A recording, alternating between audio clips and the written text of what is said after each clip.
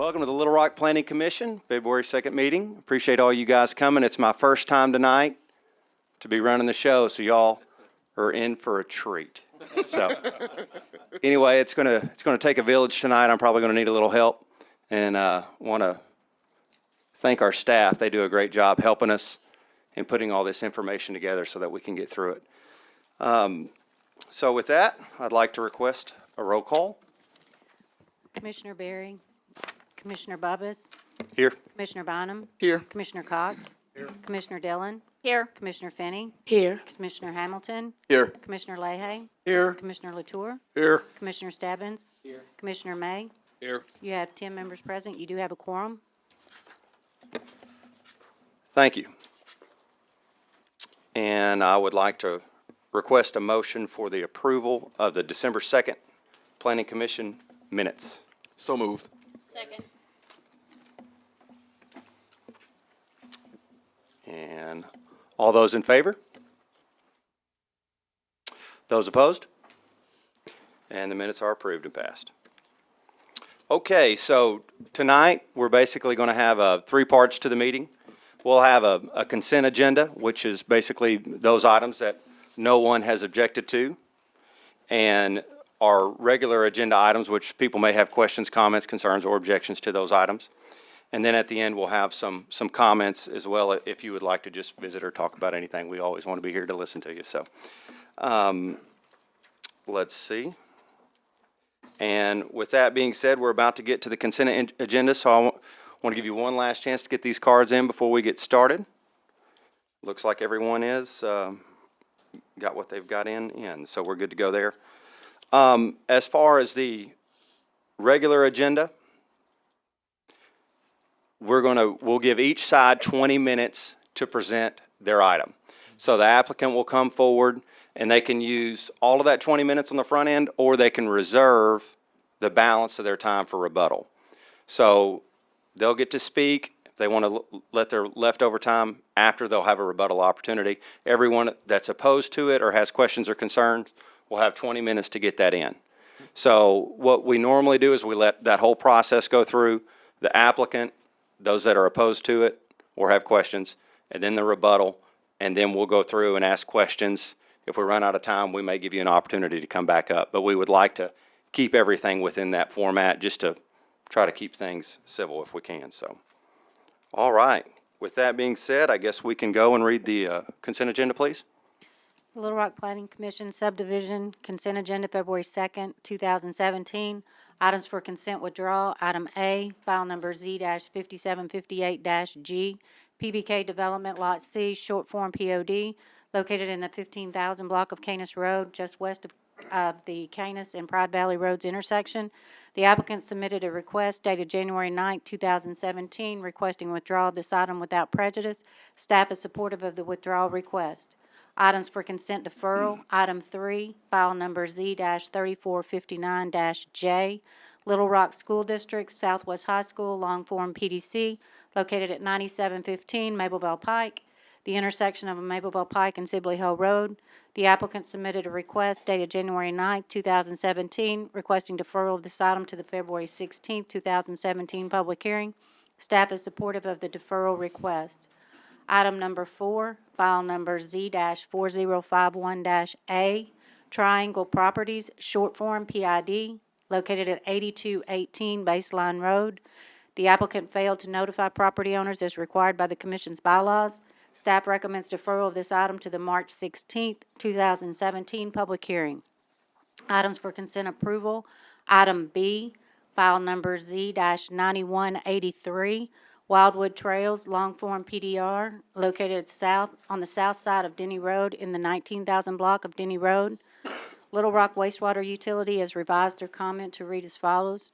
Sewer main extension required with all easements. Zero capacity fee analysis required. Little Rock Wastewater has a policy that it does not approve developer-funded projects where sewage will flow to a different subbasin. The Little Rock Wastewater Reclamation Commission must consider these projects and decide whether to grant a waiver of the policy. And also want to clarify a comment that is within the staff write-up. with Public Works comments indicated Boundary Street improvements are required to be constructed on Denny Road for property still owned by Pulaski Academy. The approval of Wildwood Place does not activate or accelerate any required improvements for Pulaski Academy. Regarding the Boundary Street improvements, provided Pulaski Academy files an amendment to their currently approved conditional use permit application. The comment in paragraph E has been revised to reflect the comment from wastewater. Staff recommends approval of the request, subject to compliance with the comments and conditions as outlined in paragraphs D, E, and F of the agenda staff report. Staff recommends approval of the variance request to allow grading of future phases with the development of the first phase. Staff recommends at the time development is proposed for the undeveloped portion of the property adjacent to Denny Road, an evaluation of the need for construction of a left turn lane on Denny Road be conducted with Public Works staff. Item number 1, file number S-200-S, Watershed Point preliminary plat located north of the Cantrell Road and Chenal Parkway intersection on the Divide Parkway. Staff recommends approval of the request, subject to compliance with the comments and conditions as outlined in paragraphs D, E, and F of the agenda staff report. Staff recommends approval of the variance request to allow a 20-foot front platted building line for the proposed lots. Staff recommends approval of the variance request from the land alteration ordinance to allow grading outside the right-of-way with the installation of the basic infrastructure. Item number 2, file number S-1766-A, Villages at Gateway Townhouse Community Revised Preliminary Plat, Phases 2 through 7, located at 12500 Diamond Ridge Road. Staff recommends approval of the request of the preliminary plat request, subject to compliance with the comments and conditions as outlined in paragraphs D, E, and F of the agenda staff report. Staff recommends approval of the variance request to allow advanced grading of future phases with the construction of the first phase of the subdivision. Staff recommends approval of the variance request to allow reduced platted building lines for the proposed residential lots indicated with alley access and rear-loaded garages. Item number 5, file number Z-4807-P, Lot 1, Block 19, Wellington Park, revised short form PDO, located north of Wellington Village Road, just east of the Kirk and Wellington Village Road intersections. Staff recommends approval of the request, subject to compliance with the comments and conditions as outlined in paragraphs D, E, and F of the agenda staff report. Staff recommends approval of the variance request to allow grading of the northern land use buffer, provided the applicant replant the buffer with evergreen plantings, a minimum of 6 feet in height at the end of the growing season, and planted at a rate of 2 times the normal planting requirement of the landscape ordinance for perimeter plantings. Item number 7, file number Z-9193, Artoris LLC, short form PDR, located at 1901 North McKinley Street. Staff recommends approval of the request, subject to compliance with the comments and conditions as outlined in paragraphs D, E, and F of the agenda staff report. Item number 8, file number Z-9194, Moody long form BDR, located at 10 Thomas Park Circle. Staff recommends approval of the request, subject to compliance with the comments and conditions as outlined in paragraphs D, E, and F of the agenda staff report. Item number 9, file number Z-9195, Parkview Edition, lots 1 through 3, block 15, short form PDR, located at 2823 North Pierce Street. Staff recommends approval of the request, subject to compliance with the comments and conditions as outlined in paragraphs D, E, and F of the agenda staff report. Staff recommends upon completion of the new home, the existing home be removed to eliminate the encroachment of the existing home onto the lot proposed for development. And that concludes the consent agenda. Thank you, Donna. With that, I would like to request a motion for the approval of the consent agenda. Chairman Bubbitts, I'd like to make a motion to approve the consent agenda as presented by staff this evening. And those in favor? Those opposed? Passes. Okay. All right. If your item was on the consent agenda and you would wish to go, thank you for coming and seeing me in action tonight. Did the best I could. So, anyway, thank you all so much. Have a good evening. Now we're going to move on to the only item that we have tonight, which is item number 6, First Christian Church of Little Rock. And I'll let everybody clear out before we move on. Thank you, guys.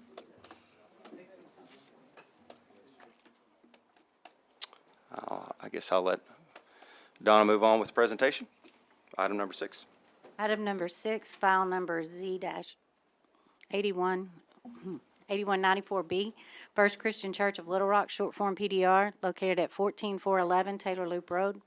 Ordinance number 2823, adopted by the Board of Directors on December 17, 2013, rezoned the site from R2 Single Family to PDR to allow the development of this 5.74 acres with 27 single-family residential lots.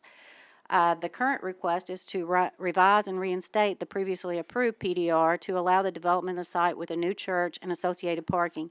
The church is proposed containing 11,000 gross square feet of floor area. The site plan indicates the placement of 64 parking spaces. The maximum building height proposed is 26 feet. The zoning ordinance allows the placement of steeples, chimneys, or similar ornamental structures to exceed the height of the zoning district, provided the structure not exceed twice the height permitted. In the case, the underlying zoning, single-family, which would allow maximum building height of 35 feet, staff recommends, if constructed, the steeple not exceed twice the building height, or a maximum height of 52 feet. The site plan indicates the placement of 2 areas for future expansion. The applicant notes the areas would be used for either a sanctuary, fellowship hall, and/or additional educational space. All site lighting is to be low-level, directional, and directed down into the site. The applicant is not proposing access to Black Bear.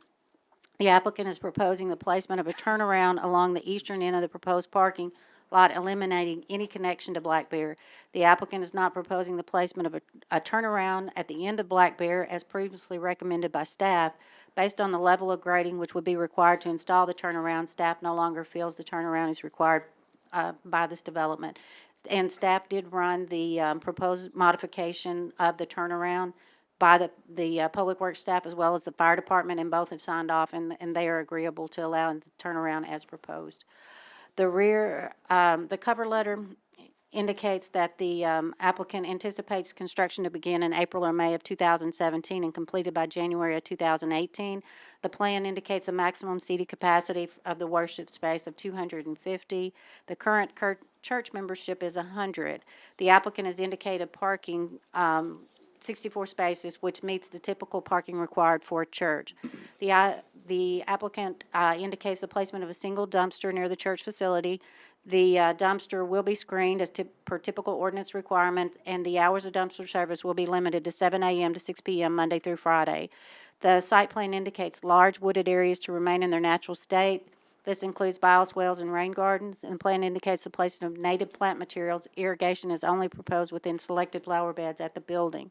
The land use buffer requirement is being met on the entirety of the site with the exception of the northeastern portion adjacent to the driveway. Staff recommends within this area the applicant replant plant materials to provide the proper screening to the adjacent single-family zoned and used property. The applicant has indicated the church will not offer a Mother's Day Out program, no school or daycare. The applicant has indicated the church is staffed on a daily basis. Staff members are on the site from 8 to 5, Monday through Friday. Occasionally, church has activities occurring each night of the week. In these cases, activities begin by 5 and end by 9. Worship services Sunday from 8 to 6. Staff is supportive of the applicant's request. The site contains approximately 3.5 acres. And only a small percentage of the site is proposed for development. Although there are a number of residential homes located in this area, there are also non-residential uses, including 2 churches and the City of Little Rock Fire Station. The site is located on Taylor Loop Road, which is classified on the master street plan as a minor arterial, which is a typical location desired for non-residential uses. Staff feels the development as proposed is appropriate for this site. Staff does recommend approval of the request, subject to compliance with the comments and conditions as outlined in paragraphs D, E, and F of the agenda staff report. Staff recommends the steeple height not exceed 52 feet in height, and staff recommends the land use buffer and screening required along the northeastern portion adjacent to the drive be planted to provide proper screening of the adjacent residentially zoned and used property.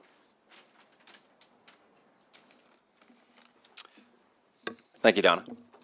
With that, we would like to ask the applicant to come forward, and please remember you can save all 20 minutes for rebuttal if you'd like, or if you just want to start, you can go ahead and introduce it as well. When you come forward, please state your name for the record into the microphone so we can get that. Thank you. Hello, Commissioners. My name is Tom Fennell, Fennell Purify Architects. We're the design architects on this project. I'd just like to speak briefly that we've talked to the neighbors. We've had a public meeting held at the local library. I've gotten input back from the neighbors, and we have worked with the city staff to respond to those comments. Our whole approach on this was rather novel in the sense that we found a way to take this hillside and grade it very carefully to create these big buffers all around the site. In fact, from the residential neighborhoods, you'll barely be able to see the building itself. We have this kind of bench grading plan, which was kind of innovative, and we have a way to drain the site in order to maintain as much of the natural vegetation as possible. We think it's a great solution to a rather difficult site. And we're going to connect to Black Bear for the fire apparatus, but we work with the fire department and regulations to do this turnaround, which the neighbors were requesting, and we feel like this is a good solution, and it's part of our future parking, so we can incorporate this into our plan. We have buffers on the south towards the other church that are in excess of 100 feet of this natural vegetation. So we met the buffer requirements, as staff said, except for the one area along the northeastern side, and we will replant that when we do our grading for our site. Our intention on this is to do a beautiful church that's really more visible from Taylor Loop and not from the neighborhood around it. I'll entertain any questions you have at this point, or I'll reserve the rest for. Thank you, thank you. We'll do the questions at the end. Okay, Thank you, sir. And I've got 2 cards. And why don't we go with, how about Mr. Teague first? Again, Mr. Teague, if you could state your name into the microphone for the record. Thank you, sir. Sure. My name is Steve Teague. We live at the end of Black Bear, immediately adjacent to this property. I was going to come here tonight to oppose some of the things they were doing, but your fine staff, Dana and the fire department and others, have resolved all of our issues on Black Bear. I'm not speaking for my neighbors, but I have spoken to my neighbors, and they are very supportive of the changes that have been made and of the church coming in. We look forward to them being a good neighbor. Thank you, and thank you, Dana. Thank you, sir. Thank you, staff. And about Mr. Vogel? My name is Trip Vogel. I live at 14708 Honey Bear Drive in the cul-de-sac that abuts the Jehovah's Witness church that's currently at in the same area. I would like to start out by saying I appreciate what the church did in holding the public meeting and listening to all the neighbors and their concerns. And after the meeting, I stayed behind. I discussed a few things with Mr. Purefoy and also a few members of the church. And I expressed to him that my main concern is the safety of my family and the security of my family, and that it's, I'm certain, an unintended consequence, but when you put in,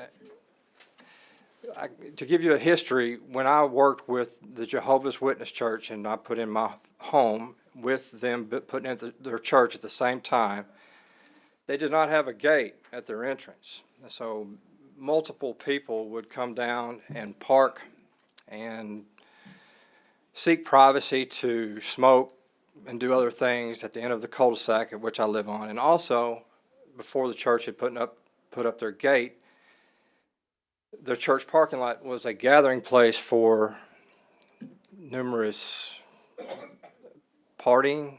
I don't want to be hard on the young people, but a lot of drinking and a lot of smoking and carrying on. And when the church put up the gate off of Henson, that stopped. And of course, I have had a few calls to the police department to come out and help me keep people out of our cul-de-sac, and that's worked as well. So we have very little of that happen, but it still happens to this day. And I had asked the church to consider having a gate when they're not there, to attempt to keep the general public from seeking privacy and solitude in the parking lot at the expense of the neighbors. The second thing that I'd asked them to consider, and I am probably more concerned about there being a physical barrier between the houses that are on Honey Bear and the church development, simply because there is some foot traffic along Taylor Loop. And it's not a lot, but there is a little bit. And if you're walking down Taylor Loop and you currently have an extremely steep grade, we don't have very many people coming through. Matter of fact, we have zero. But if you develop something and somebody can cut through a parking lot and immediately cut through my backyard, which is going to be the majority adjoining property, then, you know, in today's world, I'm going to defend myself and I'm going to defend my property, and I don't want difficulties. So I've asked them to consider putting up a wooden fence as a barrier between our properties. And I agree with what the church said. The way they are cutting the property, I built houses for 20 years, and I would have bought the property to put in homes, but it's impossible to develop. So I think it's a great use, and I want to be the church's best neighbor there is. However, you know, the world's just changed, and, you know, if a lot people start coming through my yard, cutting through or whatever, then I'm pretty difficult about that. I'll be kind of wound tight and not appreciate it.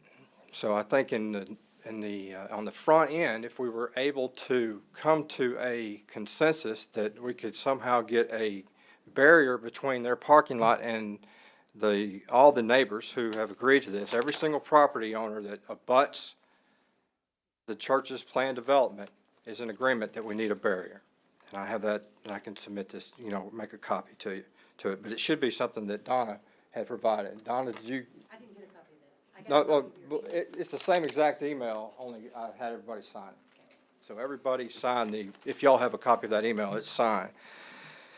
The garbage collection, you know, y'all covered, thank you. The lights, I would say the number one difficulty associated with being the neighbor of the Jehovah's Witness Church is their unintended, the unintended lighting of their parking lot. I know safety is important.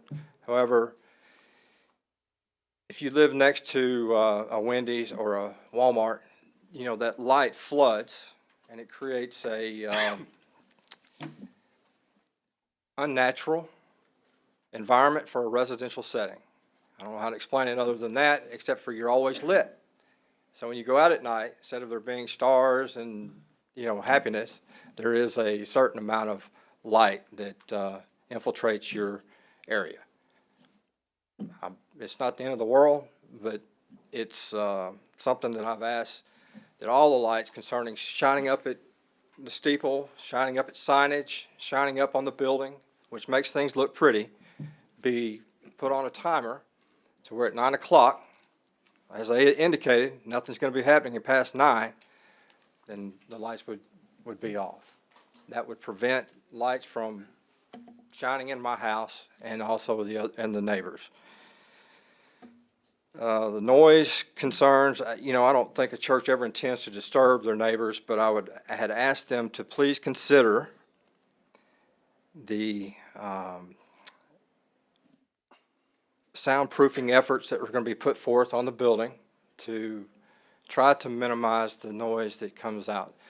There's only church services at the Jehovah's Witnesses on a Sunday, and there is some music, and it does come up to our house, but it's a brief thing, and it's really unintended on their part, and it's part of being a neighbor, and we can, you know, we've gotten along for 10 years, you know, and it's not a difficulty. I mean, we can live with it.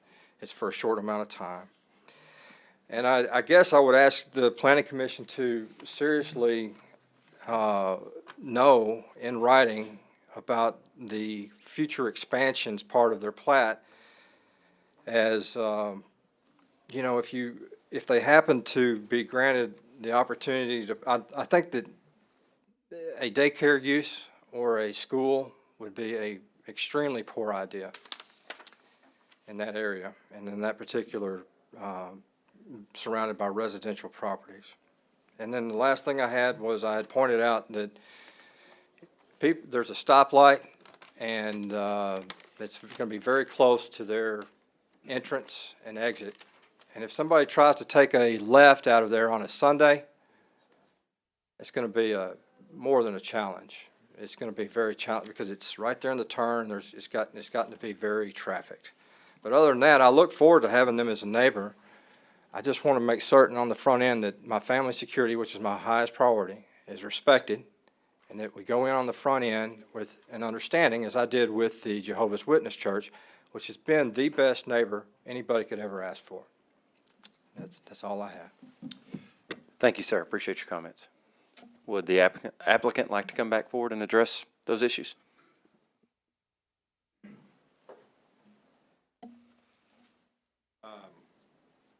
First, with respect to a daycare, we've already said we had no intention of doing a daycare at school at this site.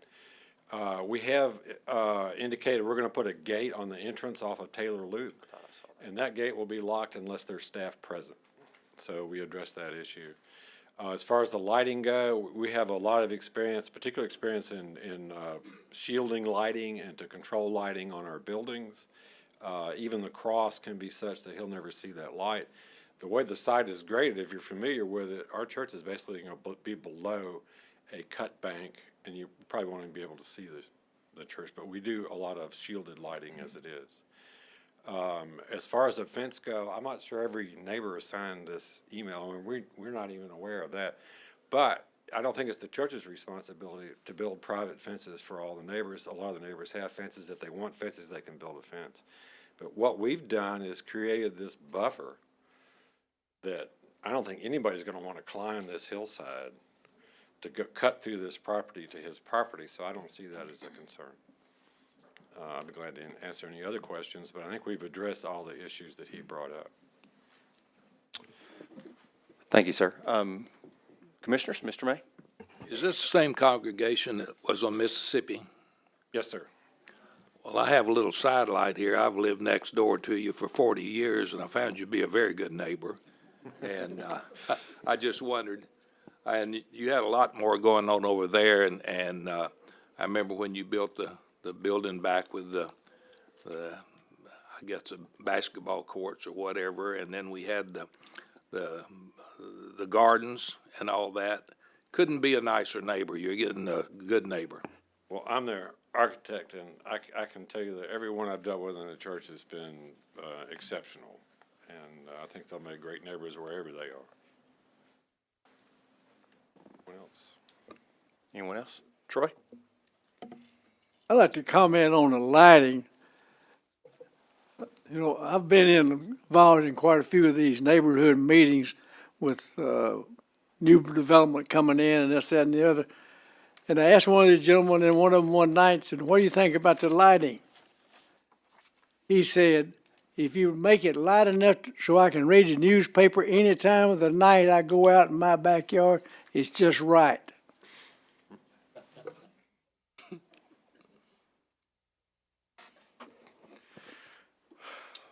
Thank you, Troy.